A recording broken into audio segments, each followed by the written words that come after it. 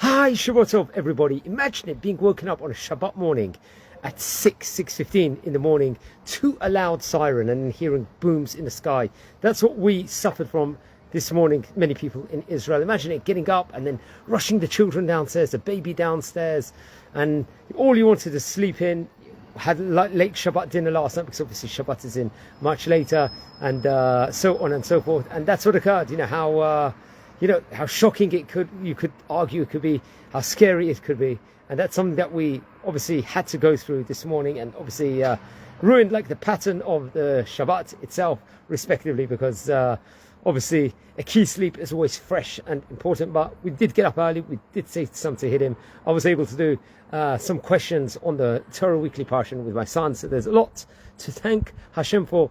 Also within regards to that situation, because we did cover a lot, and we went to a nice minyan, went to a friend's son's bar mitzvah kiddush, so it was very good. But friends, we are doing the Daf Yomi daily page of Gemara. We are in a new tractate Shavuot, and we're on page number 3 over here already. We did the first page yesterday, and we did the Siyum of Masechet Makot only 2 days ago. So what we're talking about, we know that we began this, it follows, let's just say, a continuation in a way to Masechet Makot. Why? And the reason given in the Gemara for the sequence of, like, let's say, Makot, Masechet Shavuot, is based on a certain similarity between the last mission of Masechet Makot, or let's say of the former and the first of the latter.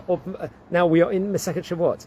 There is a topic, let's just say, in the opening pages of this tractate, respectively, that recalls the subject of the punishment of lashes, malkot, so elaborately discussed in its predecessor. Although the general rule is that one who violates a prohibition of the Torah is punished by lashes, there will be exemptions, as we've spoken about this on various occasions before in other tractates. One of them is the case of someone who took an oath, let's say, hypothetically, to eat a loaf of bread today and failed to do so, despite the fact he's guilty, let's just say, of transgressing the command to avoid false oaths. He is not liable over here for lashes. 2 different approaches are offered by the great rabbis for this exemption in of itself. So Rabbi Yochanan, he's the first rabbi, his position is that lashes are due only for an active violation, let's just say. And since failure to eat the bread is a passive one, it is not punished by lashes over here. Now, Rabbi Shimon ben Lakish, or Resh Lakish, or he's also popularly known as, sees this exemption as the result of an impossibility to definitely warn the transgressor, an absolute requirement for any punishment administered by the court. Since a witness is issuing a warning that he must eat the bread or be guilty of violating his oath, cannot be certain at that moment that he will not eat sometime during the day, such a warning cannot make him liable, let's just say, for lashes over here. Now, these, let's just say, 2 explanations also apply to the case of one who transgresses, let's say, the prohibition against leaving any of the flesh of the Korban Pesach overnight, which just came out of Pesach only 2 weeks ago.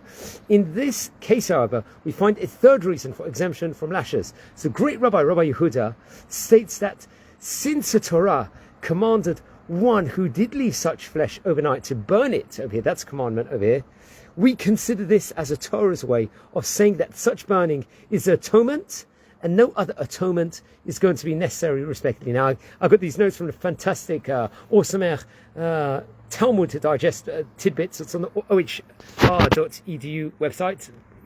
Rabbi Mendel Weinbach, Zecher Tzadik Librachan, other great rabbis, I think, including Rabbi Moshe Newman, they give excellent tidbits on the daily page of the Gemara, respectively, here on Masechet Shavuot.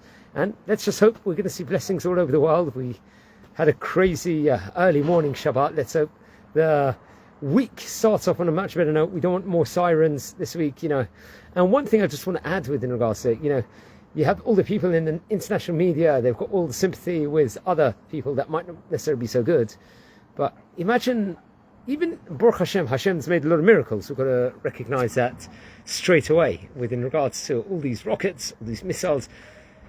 But imagine, though, there is a price still we have to pay, is psychological suffering the adults, many adults are feeling because of all these sirens and anxiety, and the kids also. People cannot even sleep in their rooms, they're too scared to. They have to sleep inside the safety room. People are petrified, so we've got to factor in all those things, and we wish these will be the headlines. Also, in the media. But wishing you all a Shavuot Tov, take care, and wishing you all a fantastic week. And please watch over all the previous videos we've covered.